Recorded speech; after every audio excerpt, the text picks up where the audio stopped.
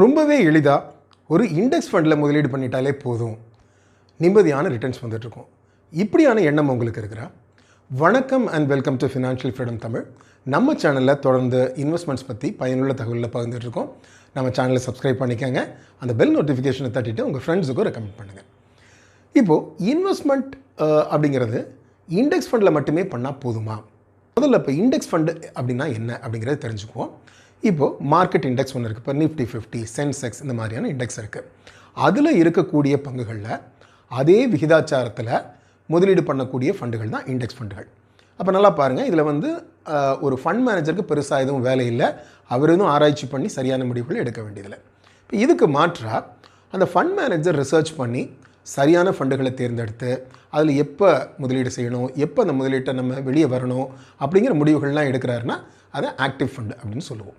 சரி, இப்போ இந்த இண்டெக்ஸ் ஃபண்டு மட்டுமே போதுமானது அப்படிங்கிறத ஒரு சாராருடைய வாதம் இருக்குது.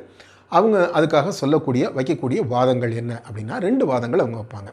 ஒன்று, இண்டெக்ஸ் ஃபண்டினுடைய எக்ஸ்பென்ஸ் ரேஷியோ ரொம்ப குறைவு, ஆக்டிவ் ஃபண்டினுடைய எக்ஸ்பென்ஸ் ரேஷியோ அதிகம். உண்மைதான். ஸோ அப்போ அதை தாண்டிய ஒரு ரிட்டர்ன் ஒரு ஃபண்ட் மேனேஜரால் கொடுக்கவே முடியாது எல்லா காலத்துலேயும். சில காலங்களில் கொடுக்கலாம். எப்போதும் கன்சிஸ்டண்ட்டாக இண்டெக்ஸை பீட் பண்ணி, அதாவது மார்க்கெட் இண்டெக்ஸை பீட் பண்ணி ஒரு ஃபண்ட் மேனேஜரால் ரிட்டர்ன் கொடுக்கவே முடியாது அப்படிங்கிறது அவங்களுடைய வாதம். அப்புறம் அந்த ஃபண்ட் மேனேஜர் நிறைய தவறுகள் செய்கிறதுக்கு வாய்ப்பு இருக்குது அப்படிங்கிறது 2வது வாதம். இது ரெண்டையுமே நம்ம பார்த்துடலாம். முதல்ல தரவுகள் என்ன அப்படிங்கிற உண்மைகளை முதல்ல பார்த்துடலாம். சரி, இப்போது இண்டெக்ஸ் ஃபண்டு நல்ல ரிட்டர்ன் கொடுக்கும் அப்படிங்கிறது சரியா அப்படின்னு பார்த்தோம் அப்படின்னா, நம்ம டேட்டாவை எடுத்து பார்த்துருவோம். ஒரு நீண்ட கால அடிப்படையில் இண்டெக்ஸ் ஃபண்டு இப்போ நிஃப்டி 50 எடுத்துப்போமே, ஒரு 11லேருந்து 13% ரிட்டர்ன் கொடுத்துருக்கு. அது உண்மை. சரி, அப்போது இதை தாண்டி ஒரு ஆக்டிவ் ஃபண்டு ரிட்டர்ன் கொடுத்துருக்கா அப்படின்னு கேட்டால் கண்டிப்பாக கொடுத்துருக்கு. கன்சிஸ்டண்ட்டாக பெர்ஃபார்ம் பண்ண ஆக்டிவ் ஃபண்ட்ஸு இருக்குது. ஸோ எடுத்துக்காட்டால் இப்போ நீங்கள் ஒரு மிட் கேப் ஃபண்டு இல்லை ஒரு ஃப்ளெக்ஸி கேப் ஃபண்டு இல்லை ஸ்மால் கேப் ஃபண்டுன்னு எடுத்து அதனுடைய லாங் டேர்ம் இதில் ரோலிங் ரிட்டர்ன் பாருங்கள். 15க்கு மேலே 18, 20 வரைக்கும்லாம் கூட உங்களுக்கு ரிட்டர்ன் கிடச்சிருக்கு கன்சிஸ்டண்ட்டாக. நான் அந்த கன்சிஸ்டன்சி வலியுறுத்துறதுக்காகத்தான் நான் ரோலிங் ரிட்டர்ன்னு சொல்கிறேன், பாயிண்ட் டு பாயிண்ட் ரிட்டர்ன் இல்லை. ஒரு 20 வருஷம், ஒரு 15 வருஷத்துக்கு மேலே இடைப்பட்ட அந்த காலத்தில் ஒரு ரோலிங் ரிட்டர்ன் நீங்கள் பார்த்தீங்க அப்படின்னாக்க நான் சொல்லக்கூடிய எண்கள் உங்களுக்கு கிடைக்கும். கண்டிப்பாக கன்சிஸ்டண்ட்டாக தொடர்ந்து இண்டெக்ஸ் ஃபண்டுகளை பீட் பண்ண ஆக்டிவ் ஃபண்ட்ஸ் இருக்குது. சரி, அப்போ இவங்க வைக்கக்கூடிய வாதத்துக்கு அது பொய்யா அப்படின்னா இல்லை, அது முழுக்க பொய் இல்லை. அதில் சில கண்டிஷன்ஸ், அந்த கிவன் கண்டிஷன்ஸுக்கு அவங்க சொல்கிறது உண்மை தான். ஸோ இப்போ இந்த இண்டெக்ஸ் ஃபண்டுக்கு ஆதரவாக பேசக்கூடியவங்க சொல்கிறது என்ன, மார்க்கெட்டு இண்டெக்ஸை தாண்டி ரிட்டர்ன் கொடுக்கவே முடியாது லாங் ரனில் அப்படிங்கிறது ஓரளவுக்கு அதில் உண்மை இல்லாமல் இல்லை. ஏன்னா மார்க்கெட்டினுடைய ரிட்டர்ன் அப்படிங்கிறது அந்த எக்கானமியை பொறுத்தது. அந்த எக்கானமியை பொறுத்து தான் கார்ப்பரேட் ஏர்னிங்ஸ் இருக்கும். அந்த கார்ப்பரேட் ஏர்னிங்ஸை பொறுத்து தான் மார்க்கெட் ரிட்டர்ன் கொடுக்க முடியும். ஸோ இப்போ மார்க்கெட்டோட ரிட்டர்னுங்கிறது ஒரு நீண்ட கால அடிப்படையில் பார்த்தீங்க அப்படின்னா நாமினல் ஜிடிபி க்ரோத், அதாவது real GDP growth plus inflation, இதை தாண்டி இருக்க முடியாதுங்கிறது உண்மை. ஆனால் இது உண்மைதான். ஆனால் இண்டெக்ஸுங்கிறது ஒட்டுமொத்த சந்தையும் ரெப்ரசன்ட் பண்ண முயற்சி பண்ணுற ஒரு முயற்சி தான். ஒட்டுமொத்த சந்தையும் அது ரெப்ரசன்ட் பண்ணலை ட்ரூலி. ஏன்னா நல்லா பாருங்களேன், மொத்தமாக பங்கு சந்தையில் பட்டியலிடப்பட்ட பங்குகள் 6000 இருக்குது இந்தியாவில். சரி, வெறுமனே என்எஸ்சின்னு மட்டுமே எடுத்தோம்னா 2600 இருக்குது. இதில் நீங்கள் 50 பங்குகள், வெறும் 50 பங்குகள் தான் எடுக்கிறீங்க நிஃப்டி 50ல். ஸோ அப்போ இந்த 50 பங்குகள் இந்த 2600 பங்குகளையும் ட்ரூவாக ரெப்ரசன்ட் பண்ணிடுமா, எல்லா செக்ஷனையும் ரெப்ரசன்ட் பண்ணிடுமா? இல்லை. அப்போ அதை தாண்டி ஈவன் நீங்கள் இதை விட சின்ன சப் இண்டெக்ஸஸ் போங்க, நிஃப்டி ஸ்மால் கேப் 250 எடுத்துட்டா அது எல்லா ஸ்மால் கேப் ஃபண்டையுமே ரெப்ரசன்ட் பண்ணிடுமானா இல்லை. அதை தாண்டிய சில பங்குகள் இருக்குது, அங்கே சில பாக்கெட்ஸ் ஆஃப் வேல்யூஸ் இருக்குது. அதை கண்டுபிடிச்சி கொண்டு வர்றது தான் அந்த ஃபண்ட் மேனேஜருடைய வேலை. சரிங்களா?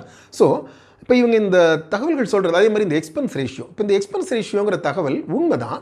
இப்போ அதையும் நம்ம தரவுகளின் அடிப்படையில் பேசிடுவோம்.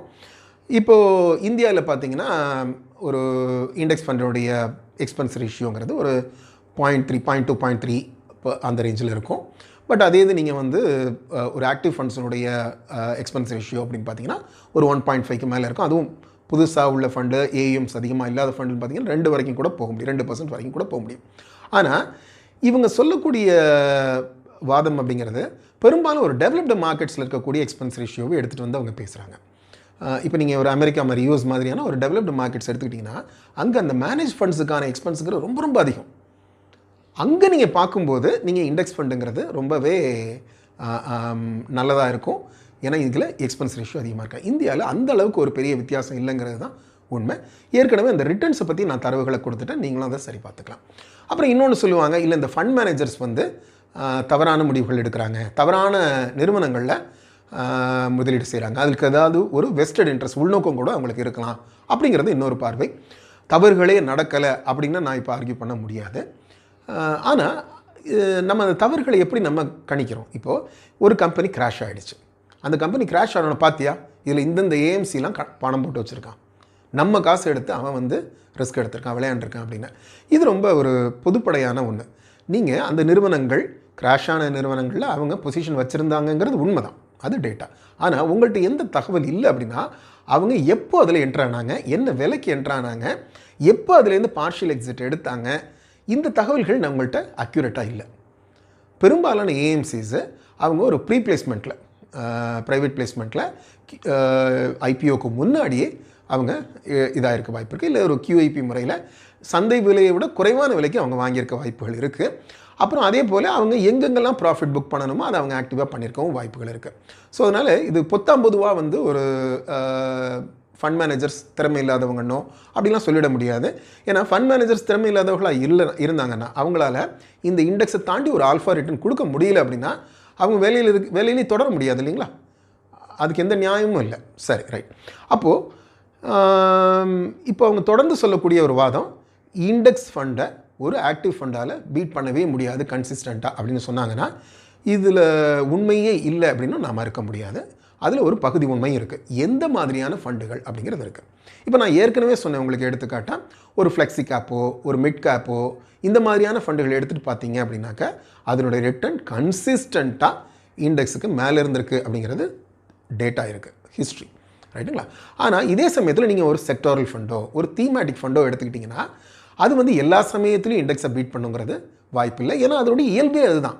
ஒரு செக்டாருங்கிறது ஒரு கட்டத்தில் தான் அதுக்கு சாதகமான வாய்ப்பு வரும். அந்த சமயத்தில் அது வந்து ரொம்ப அதிகமான ரிட்டர்ன் கொடுக்கும், மீதி நேரங்களில் அது அவ்வளவு நல்ல ரிட்டர்ன் கொடுக்காது. இதுதான் அதனுடைய இயல்பு. அப்புறம் சில ஸ்கீம்ஸ் இருக்குது. இப்போ ஃபார் எக்ஸாம்பிள் எத்திக்கல் ஃபண்டுன்னு வச்சுப்போமே. எத்திக்கல் ஃபண்டினுடைய நோக்கங்கிறது மிக அதிகமான ரிட்டர்ன் கொடுக்கறதுங்கிறது இல்லை. அது உங்களுடைய மாரல் ஸ்டாண்ட் பாயிண்ட்டுக்கு சரியான முதலீடுகளை செய்கிறதுங்கிறது தான். அப்புறம் அதே போல் ஆர்பிட்ராஜ் ஃபண்டுடைய இலக்கே இண்டெக்ஸை பீட் பண்ணுறது கிடையாது. உங்களுக்கு மிக பாதுகாப்பான ரிட்டனை ஓரளவுக்கு ஃபிக்ஸட் இன்கம் டெட் இன்கம்க்கு இணையான ஒரு ரிட்டனை ஈக்விட்டி மாடலில் கொடுக்குறதுங்கிறது தான் அதோடைய நோக்கமே. அப்போ நீங்கள் ஆப்பிள் டு ஆப்பிள் கம்பேர் பண்ணாமல் நீங்கள் இதை எடுத்துக்கிட்டு பார்த்திய ஆக்டிவ் ஃபண்டை வந்து இண்டெக்ஸை விட கம்மியான ரிட்டர்ன் கொடுத்துருக்கு அப்படின்னு ஆர்கியூ பண்ணுறது பொருத்தமான வாதம் இல்லை. சரி, இப்போ நமக்கு இது ரெண்டையுமே நம்ம புரிஞ்சுக்கிட்டோம்னு நினைக்கிறேன். இப்போ இது எது யாருக்கு சரியானதாக இருக்க முடியும் அப்படிங்கிறது இடத்துக்கு வருவோம். இப்போ இண்டெக்ஸ் ஃபண்ட் யாருக்கு சரியானதாக இருக்க முடியும்னா, நான் முதலீட்டுக்கே புதியவர், அதாவது நான் இது வரைக்கும் எஃப்டியில் தான் பணம் போட்டு வச்சுருந்துருக்கிறேன், இப்போ தான் நான் வந்து எக்விட்டி இன்வெஸ்ட்மெண்ட்டுக்கே வர்றேன் அப்படிங்கிற ஆட்கள், அவங்களுக்கு இது சரியாக இருக்கும். இல்லை நான் வந்து ரொம்ப ஒரு பிஸி ப்ரொஃபஷனில் இருக்கேன், என்னால் இதெல்லாம் கண்காணிக்கிறதுக்கு இதெல்லாம் ஃபாலோ பண்ணுறதுக்கு எனக்கு நேரம் இல்லை, பொறுமை இல்லை அப்படிங்கிறவங்க, எனக்கு இந்த வாலட்டாலிட்டிலாம் என்னால் தாங்கிக்க முடியாது அப்படிங்கிறவங்க, நான் ஒரு நீண்ட கால முதலீடுக்காக இருக்கிறேன். இப்போ நீங்கள் வந்து வெறும் 10,000 ரூபாயில் நீங்கள் 20 வருஷத்துக்கு நீங்கள் இண்டெக்ஸில் முதலீடு பண்ணியிருந்தீங்கன்னா கூட 1 கோடிக்கு மேலே அது போயிருக்கும். 12% ரிட்டர்ன் அப்படின்னு நம்ம வச்சுட்டோம்னா கூட. ஸோ இப்போ அந்த மாதிரியான எதிர்பார்ப்பில் இருக்கவங்களுக்கு உங்களுக்கு இண்டெக்ஸ் ஃபண்டே போதுமானது, அது உங்களுக்கு சரியானது.